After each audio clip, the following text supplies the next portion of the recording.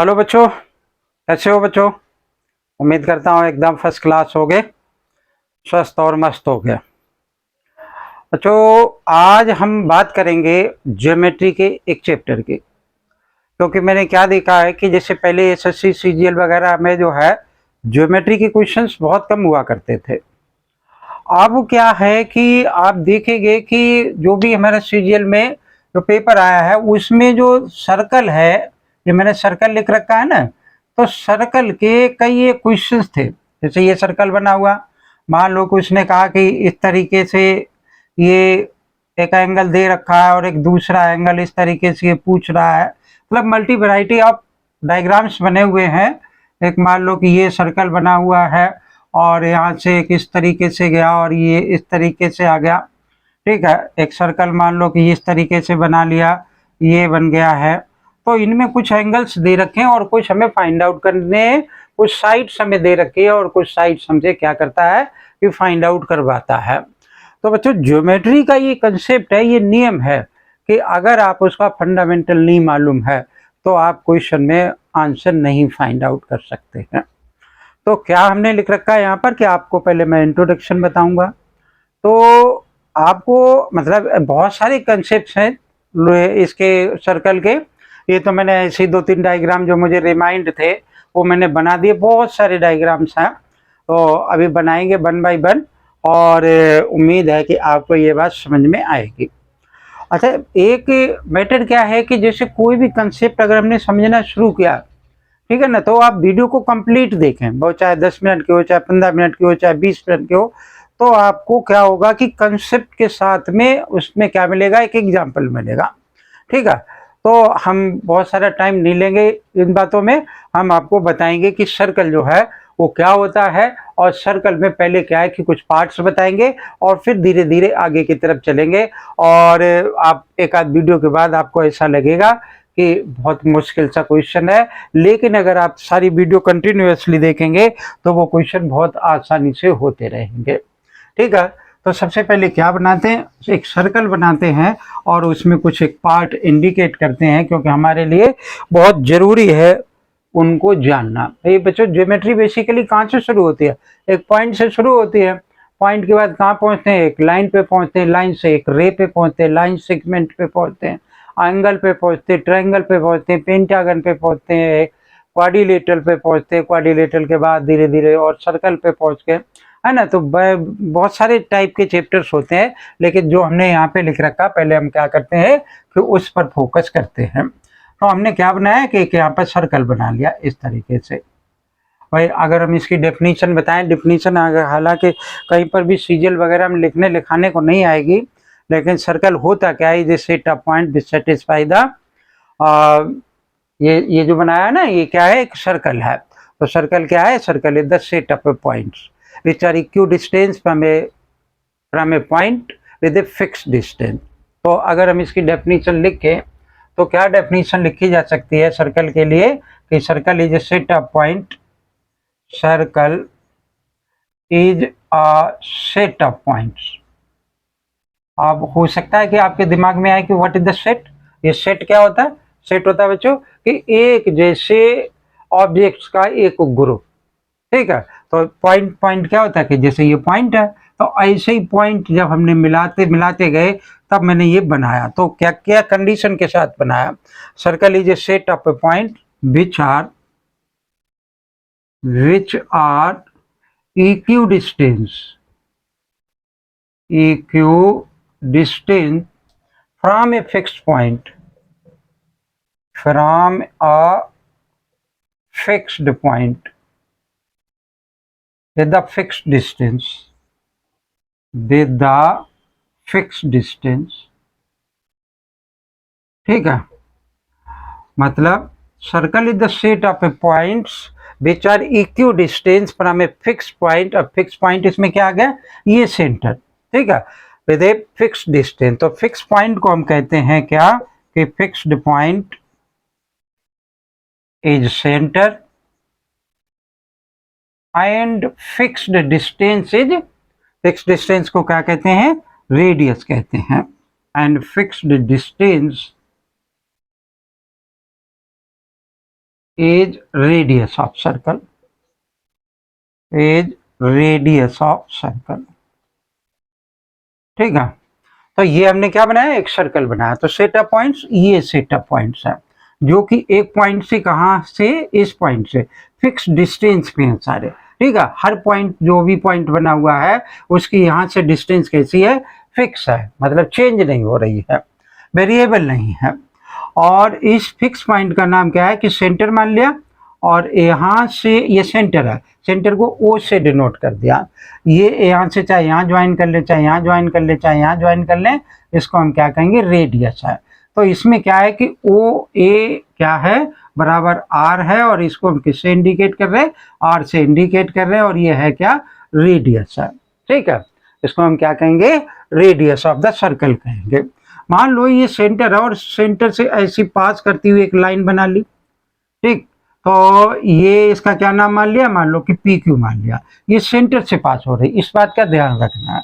तो P Q का क्या है हमारा, पी क्यू हमारा डायमीटर है।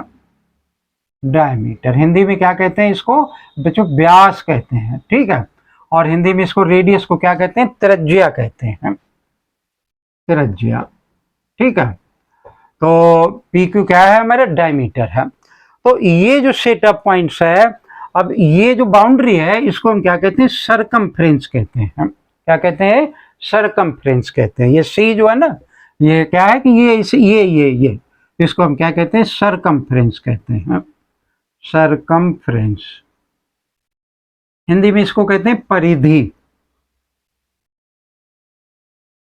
ठीक है, तो सी हमारा क्या हो गया, सरकमफ्रेंस। एरिया बच्चों जब भी निकालते हैं ना तो ये अंदर, लेकिन मैंने क्या लिख रखा कि मैं ज्योमेट्रिकल कंसेप्ट पे बात करूंगा, एरिया रिलेटेड कंसेप्ट पे, उसके लिए सर्कल का अलग से टॉपिक होगा, वो एरिया से related different types of the circles की एरिया हम वहाँ फाइंड आउट करेंगे।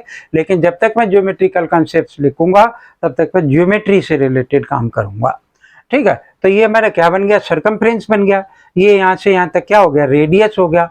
अब रेडियस और डायमीटर में क्या रिलेशन है, इसको चलो यहाँ लिख लिया।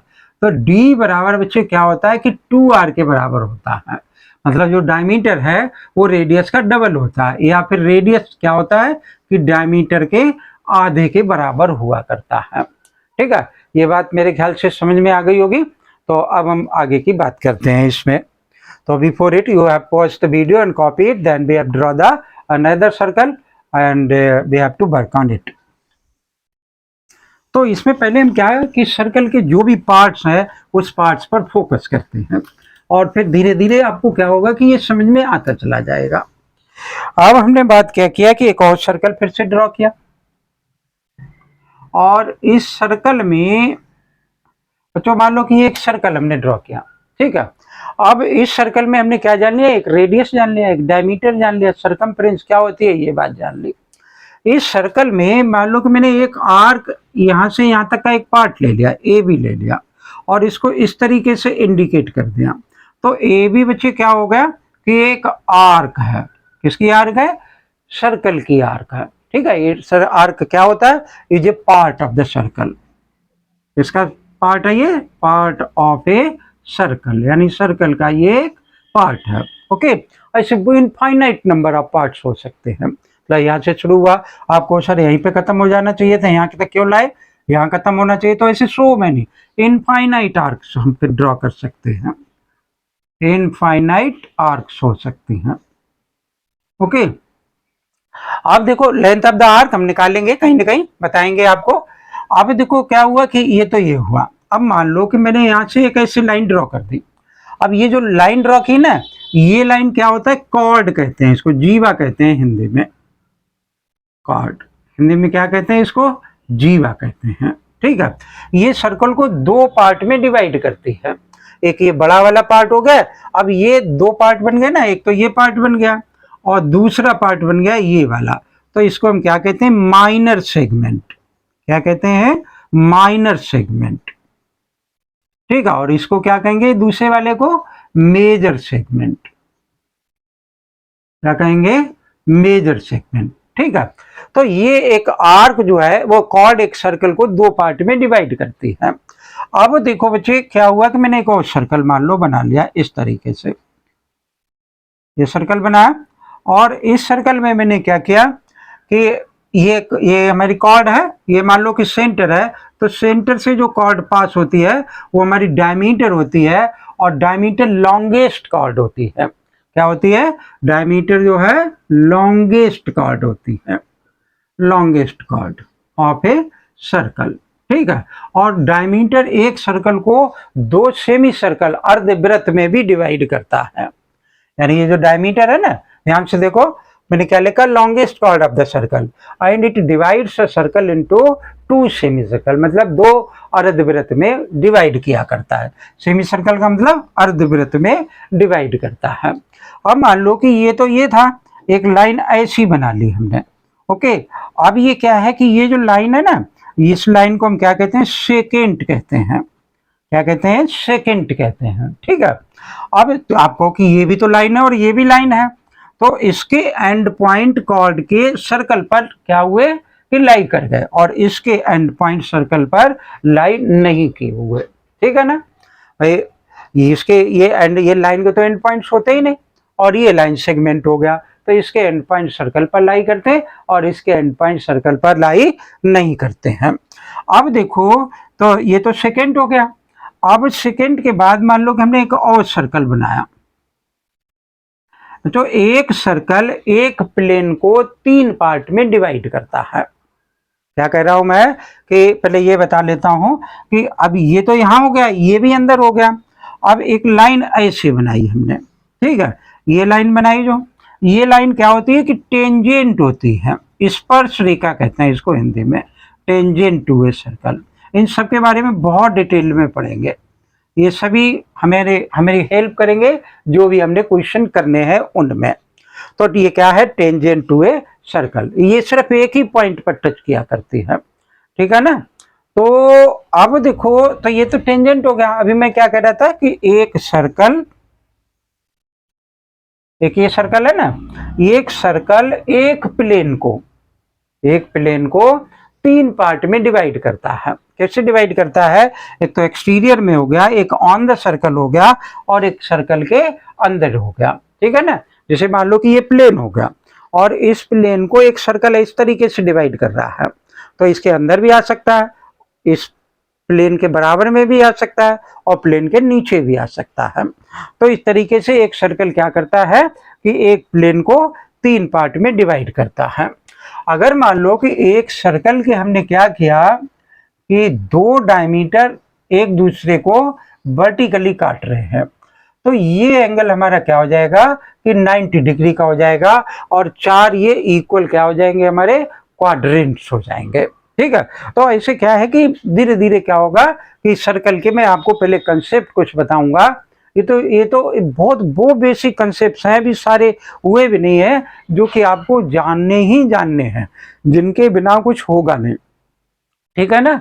अगर ये कंसेप्ट आपको मालूम पड़ जाए तो आप इसके आगे के कंसेप्ट आप क्या करें कि नेक्स्ट वाली वीडियो में देखें।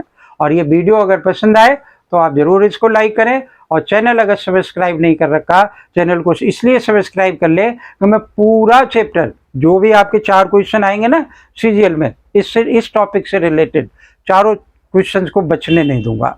अगर आपने मेरी ये वीडियो देख ली, जो भी मैं 4-6 वीडियो बनाऊं इसकी, तो वो आपको फिर वो क्वेश्चन हो ही जाएगा आपसे, ऐसा मेरा वादा है आपसे।